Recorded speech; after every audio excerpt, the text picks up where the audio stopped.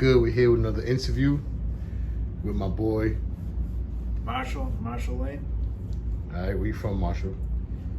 I'm from, well, I live on the North Shore of Massachusetts. I live in Danvers right now, but I'm all over the North Shore mainly.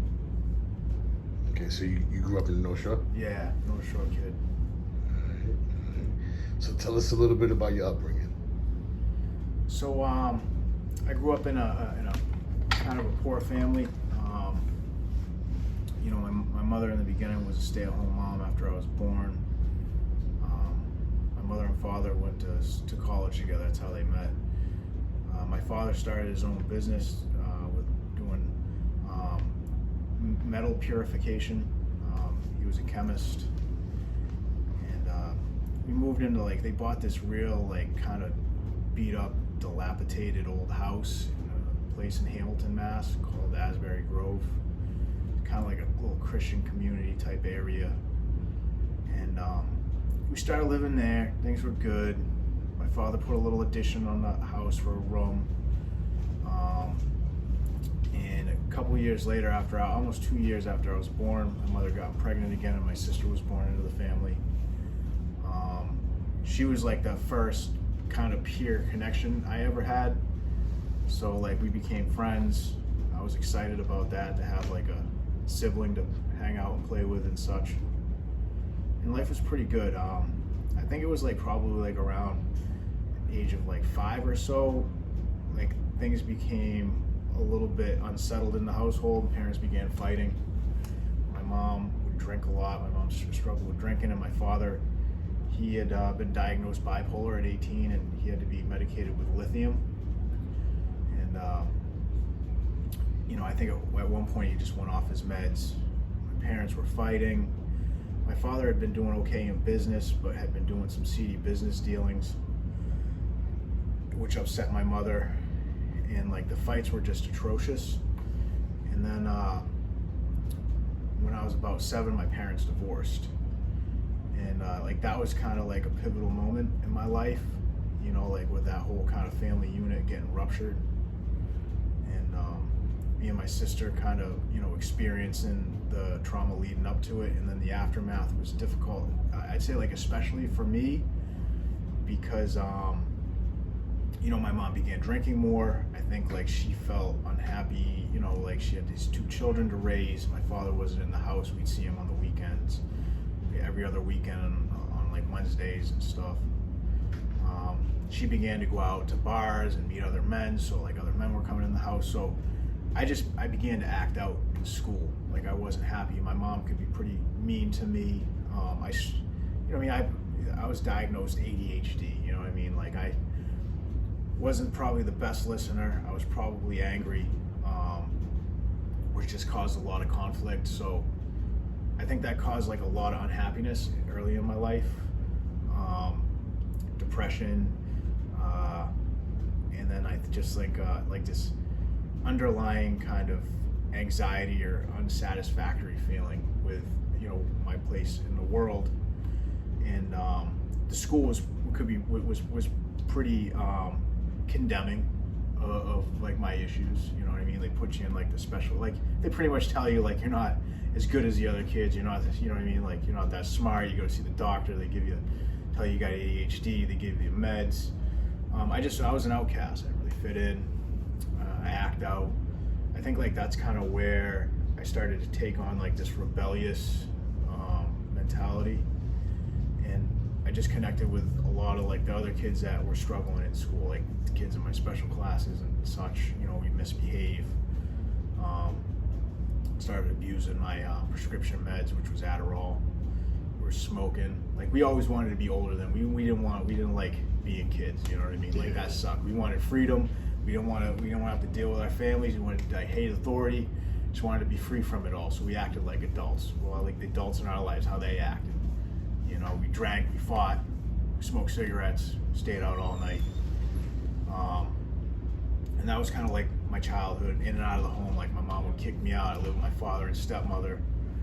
My stepmother and I had an issue. I ended up leaving there. When I was 14, I was living with a friend of mine and his mom.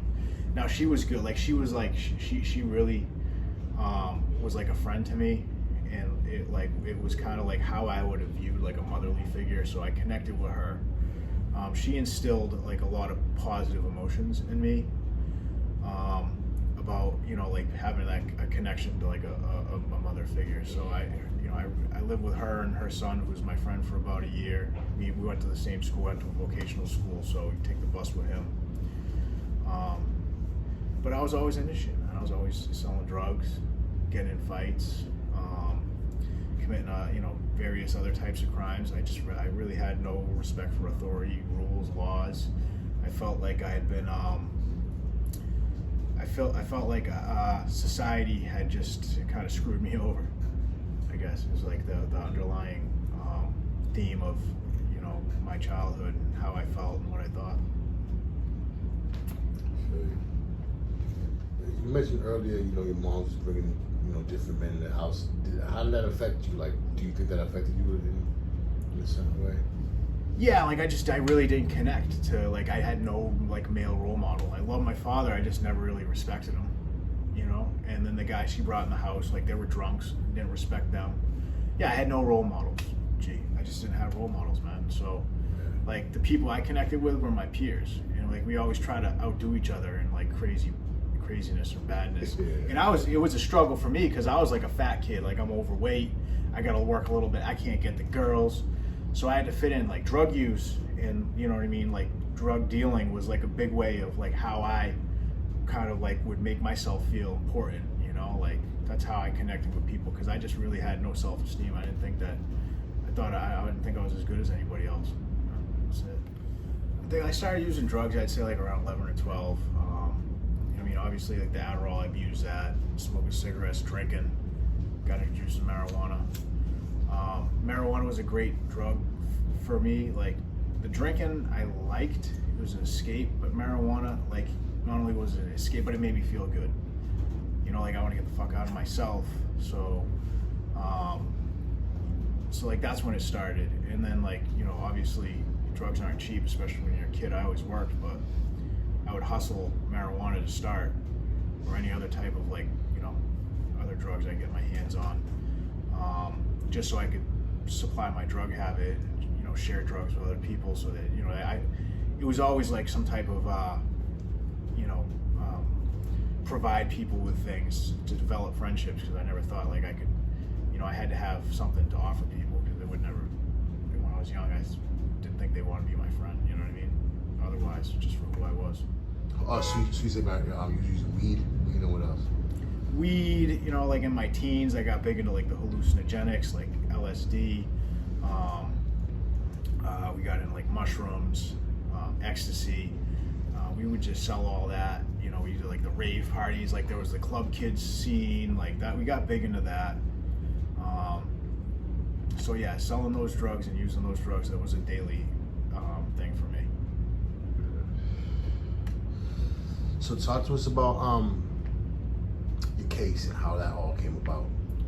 So I sold drugs forever, since I was like I said, like 11, 12, all the way up until I got popped by the feds when I was 26. I did well for a little while. I had a good girlfriend. When I was like just about 21, I got news that my sister she was in Florida. She died of a drug overdose. And for me, like I just couldn't cope with that. I couldn't handle it. Like it just rocked our family. She'd been dating a guy that I had known. He'd grown up kind of like around us, and he gave her a handful of pills down in Florida. It was what they do with the pill mill, you know what I mean? He was selling the oxys and whatnot, and she was dating him. She was like 18 years old, and they'd been fighting actually. So it was sad, like he was like, here's some pills, you know what I mean? Here you go. She took them, and then she overdosed and died. I couldn't cope with that. I couldn't cope with the fact that because I was angry at him for doing that, but I couldn't bring myself to get vengeance, and I didn't know what that looked like. It was hard for me to think that like me and my sister were so close. So like I just dealt with things as I always did. So that was like one part of the story, is I started going out to bars again, even though I had this great girlfriend, like we were married and all this stuff. I got introduced to cocaine around that time.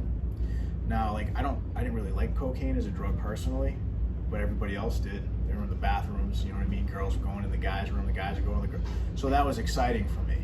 Then people started asking me if I could get cocaine, and I didn't know, so I called my weed dealer over in Lynn. I'm like, yo, can you get this? And he was like, yeah, no problem, Pop, yeah, I got you.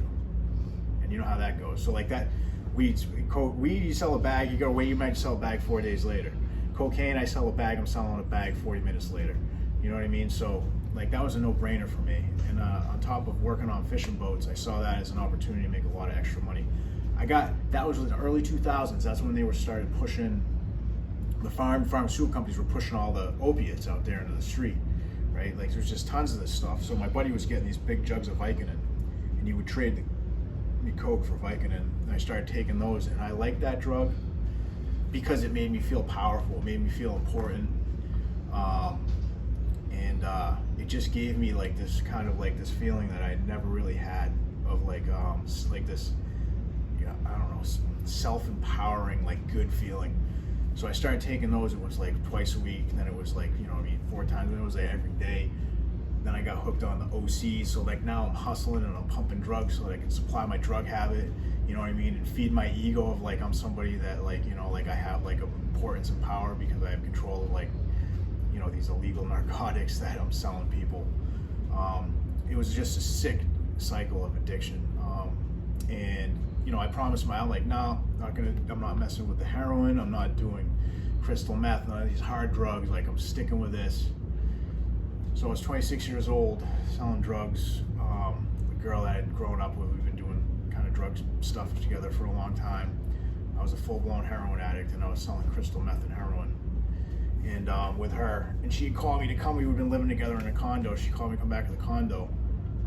And as soon as I get out of the car, there's like 9 federal and local drug task force agents holding guns to my head, telling me to get on the ground. It's all, shame, like this humiliating, shame on you. You're like a monster, and it'll put you away for the rest of your life. So like that's that's just not a good feeling, man. I can tell you right now. Why did they arrest you?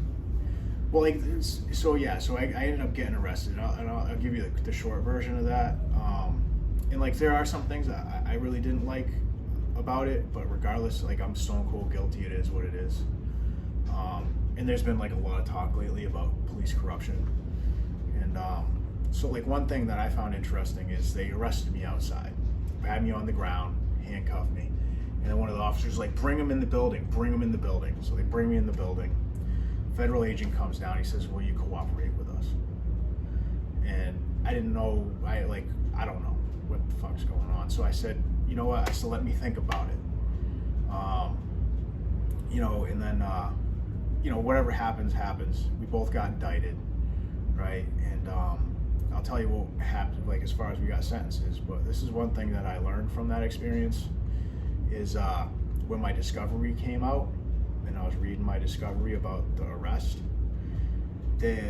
all the officers, they all corroborated each other on this, is that I was arrested inside the apartment and that I had claimed all the drugs were mine, which I had never done. And I remember sitting there in front of my lawyer saying, like, this isn't true. And she said, it doesn't matter because it's their word against yours. Now, like, I get it, like, regardless, I'm not saying I was guilty, but I learned a valuable lesson that day that, like, law enforcement will lie to get a conviction out of somebody or to secure a conviction. They didn't need to do that. But yeah, so my co-defendant and I both indicted. She received 3.5 years, and because of my history and some other criminal stuff, I received 12.5 years in federal prison for the drug dealing. So you did 12 years? In the feds, it was like at the time 87%, so I did about 11 years in the federal system. How was that like? So, you know what, like I'd never really done much time before. I did like 20 days county prior to that. So when I got into the system, pre-trial was not, everybody's focused on their own shit during pre-trial because everybody is fighting for their lives for the most part, right? Like, you know, and you're sitting there and you're watching these guys, you know what I mean, going to trial, or, you know what I mean, like catching like these sentences that were just like ridiculous, like 20 years, 30 years. And it's frightening. So I just read, mind my business, you know. Ethnically, it was a pretty divergent mix of, you know, Spanish, black, white, you know what I mean, probably leaning more on like the black and Spanish side. So I started to connect more with like other cultures and stuff, which was cool, and like learning more about people, because where on the North Shore I grew up was like predominantly white for the most part, you know what I mean, which I really enjoyed. I liked the people part, and I liked reading and learning. I began to work on myself, got involved with some religious stuff. Once I got sentenced and they sent me over to the medium security prison, now like that was a new experience, and I remember like the fear of that, and like the fear of like I used to think of myself as like a big fish in a small pond, but now as a tiny minnow, you know, in a giant sea full of sharks. Because I remember they put me on that unit, and there must have been like 100 dudes. It was a 150 person unit, tears going up, you know what I mean? So you're looking up and you're thinking like, I hope I don't go up there, because if somebody pushes you off, like you're dead, you know what I mean? And like there's just like a little railing, so it's like whoop. And so that's frightening. And then I was the minority, you know what I mean? Like there might have been like 6 or 7 white guys on that unit, and then 100 black and Spanish guys. And I didn't know how that environment worked. So I remember like the fear and thinking that I was gonna have to fight. Like I thought people were gonna try to take advantage of me or test me. And I remember there was one man, a black man. He was big. He was a big man. His arms were massive, and he was looking right at me. And I was thinking to myself like, oh, you know, like great, like I'm gonna have to fight this guy. And so they tell us where our cells are. It was down on like, you know, like the bottom row. I got all my stuff in there, and then later on, I ended up seeing him. We ran into each other because it was like the hall was small. And he was like, hey, my name's Donald. Like, nice to meet you. People call me Black. And I was like, and we ended up becoming great friends. And I learned, like, when I was there after the first week, I learned that the guys in the medium security prison, they're just doing their time. Like, guys, you have to go out of your way to find trouble. Like, there was a lot of fighting and a lot of other stuff, like, you know, like a lot of weird sexual stuff. Like, guys in that environment will do some really crazy stuff. But what I found is, like, you got to really go looking for it. Like, guys would fight over card games. They'd fight over, like, you know, their chair spot. We had spots where we put our chairs, you know what I mean?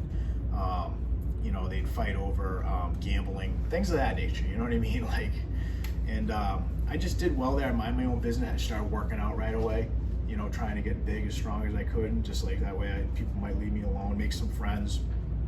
We had like a Boston table where all the Boston guys sit. You know, generally it was broken up into region, you know what I mean? I will say the medium security prison, that was the highest security I went to. It's right below a penitentiary, was segregated, which, you know, was something I wasn't used to, because I remember just living in a society where like everybody just kind of like, and like not to say that people didn't like out in the yard and everything, but like when we ate and everything else, so that was different. But yeah, you just get through it. You just try not to. You don't want to. You don't want to make any noise. You know what I mean? Like that. And I did anyways. You don't want any trouble. You know, it's bad enough you're in trouble. We want to get in trouble while you're in trouble. Like that's how I looked at it. Now, what was the talk to me about the transition, you know, coming through 11 years, coming out. Like, how did you adapt? How different was it, like, you know, coming out to the world? So yeah, gee, I think like that's a big question. And I think like a lot of that, like to speak on that is like the transformation of being in prison, right? Like there's a choice there, you know what I mean? You're gonna come out the same way you went in, you can come out worse, you can come out better. I decided to come out better, got college education, studied, learned, grew, did programs. Right, I got a degree like in the psychology was a big thing. Like I was interested in that addiction, and I worked on myself, and you know made a choice not to go back to you know using like dangerous substances again. So when I got out, they put you in a halfway house, highly regulated. You got to have an itinerary everywhere you go. And I just kept pushing, get my license, you know, get on home confinement at my family's house. They helped me get a job. I had to go through a temp agency because no one would hire me. Tried to get jobs in treatment with my education. Got blackballed because of my history, so I kept fighting. I had to go back and take some courses in recovery coaching. My trainer got me working at a detox. So I just kept pushing for like the next thing, like doing things that were meaningful for me, like helping other people that struggle with addictions or like behavioral issues, right? Like crime and addiction, they're just behavioral issues. They fall on the same spectrum. So I started doing that work for this great company that came to Massachusetts, in-home addiction treatment company called Aware Recovery Care. Excelled there, was promoted to like a kind of like a mini manager's role, like being a lead of all the recovery coaches in Middlesex County, and I did well. So like I did well, you know. I had to fit in, so I started fitting in with like the recovery communities, you know what I mean, made some friends over there, found what I liked and what I didn't like about that, and like, you know, I've been more outspoken about that now. Like I'm not a 12-stepper, you know, and there are certain substances I will use, you know, like I'm Theravada Buddhist. I got into that in prison, and you know, there was a precept of abstaining from intoxicants, but I found that like psychedelics were helpful for me, so I used those. Since I got off federal probation, I've tried marijuana a few times. It really isn't my thing. Like people consider that relapse and stuff. I use psychedelics seldomly, maybe like 4 times a year. And then since the feds let me off probation, I smoke marijuana very seldomly. It's not something I don't do it very often. And I found it a little bit helpful. I take no medications, but you know, I just found like a lot of hypocrisy within the recovery circles, and I didn't like that. You know, recovery for everyone's different. So, you know, I've been out like 4 years now, did well in, you know, in business, in my profession, and I've done well in life, and I've done well. I started a charity, so working to help other people that struggle with addiction issues, and help them find, you know, like their personal health and recovery from addictions and such. It's been a really interesting journey, you know, and seeing like so much good work done, and being able to challenge the, you know, like all the norms and the, you know, and all the different ideologies out there about like what other people's health and recovery needs to look like. That's been my trajectory and my mission since I've been home, and I feel like a lot of good work's been done. Talk to us real quick about the documentary you got coming up. So yeah, like this documentary it came across like in my mind like a year ago, seeing a lot of the stuff that's going on with like these populations of homeless people, a lot of them drug users, intravenous drug users. You know, seeing now like after being in prison for so long, and seeing now that like intravenous drug use and other hard drug use is allowed in the streets, where cops will stand by and watch, these policy changes. So like, you know, addiction and homelessness explosions with the fentanyl hitting the street over the last 10 years is a super potent, powerful opioid, synthetic, that's just taking so many lives. Trying to network through different charities, I found it difficult. Like there wasn't like an open arms policy. You know, everyone's like, oh hey, like, let's bring you in. You know, I mean, we'll all work together. There was a lot of,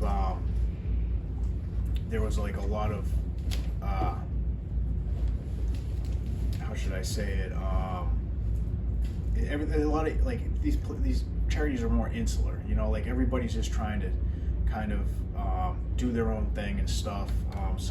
I did find some people that would collaborate, but I just started to notice that like we're dealing with a broken system here. You know, like these people that struggle with these addiction issues, mental health and homelessness and such, they just kind of get like kicked around to these, you know, these different services and stuff, and they're just like leaves blown in the wind. And I started to ask myself like, what would be the best way to help? And then it dawned on me that like, well, what if I was homeless myself and did just like a deep, immersive, journalistic kind of study into, you know, what's going on out there in the streets, what people are experiencing, like interviews, taking a look at all these different social service providers, seeing what's going on, like with the monies, like is there corruption involved, which we know there is, and things of that nature. Being able to kind of like report on that and bring it back to the public. So that's where the homelessness idea came from. And like just this dissatisfaction with the work that I've been doing is, I feel like I could do so much more if I had more autonomy and artistic freedom, and professional freedom. So, you know, I've decided to go out there in the street and just kind of do it, man, and just be homeless for a full year and see what I can do to help and what information I can bring back to the public so they know what's going on with all their tax dollars. Do you have any message for anyone dealing with addiction, mental illness? Yeah, like anybody that's dealing with any type of addiction or mental illness issue, I would say like find people that you feel comfortable talking to. When I say comfortable, I mean like sometimes we can seek we can seek connection from the wrong places. So like finding those communities or those people. And like I hate to say it, but like the mental health field is full of all different types of people. You might not vibe with certain people, so if you're going for help there, you don't like just get me someone else. Find your communities. There's a lot of recovery-based communities. Find that place and those people you connect with. Like there's people you like, you don't like, but all that stuff's out there. Just like access, you can go to your hospitals, you can look online, you can go to AA, NA groups. Especially like when people are coming home from prison and things of that nature. Using, I hate to say, but using those communities and finding like support from people, because like no person is an island. You can't do anything by yourself. And if you don't, if you got family and friends and stuff that are well established and can help you and take care of you, then that's good. If you don't have that, you have to go out there and find those support networks, even if it means just kind of sitting around for a while until you get a feel for who people are. That's something I've done and I've learned how to do on a larger scale, is develop those connections and those relationships, find ways to communicate. I think like a lot of times people suffer because in life they're not getting the things that they need or they want. They don't know how to get it or who to talk to get it. But once you learn how to communicate that and who to communicate it to, then your life will go a lot easier. So like I say, like that's my suggestion. Find people that you can just lean on and that you feel comfortable enough to know that they can be there to support you or help you. And that's been a huge part of my own development. And can you let people know your social media info, where they could donate for the documentary? So yeah, as of now, like you can always hit me up on my Facebook, which is just Marshall Lane. It's just a picture of me. We got a Facebook group right now. It's called Homelessness 366. 366 because it's a leap year. So you can go on there. It's Homeless 366. That's the name of that. You can look me up on Instagram, Marshall. I'm just going to use my regular media pages. The YouTube's probably going to be, I haven't built it out yet, but it's going to be Homeless 366. And like you'll see on all of those different platforms. We have an email, which is going to be, let's see, 366 days homeless at Gmail. That's the email that we got. But all that information is all going to be linked on all like the Facebook, the Instagram. It's going to be on the YouTube, on the Rumble, on the Twitter. All right, man. Any last thing you wanna say? The only thing I gotta say is like just keeping it real. It's hard out there. It's always going to be hard. Like anybody that tells you it ain't, like they're lying. And anybody tells you they got figured out, they're lying. So when you find people that are willing to let you know that it's not an easy path, but they're going to be there to support you, and they're willing to share their own struggles with you, like that's a good person. So just just keep your head up, and find your place and your people, and you'll be all right. I guess that's all I got.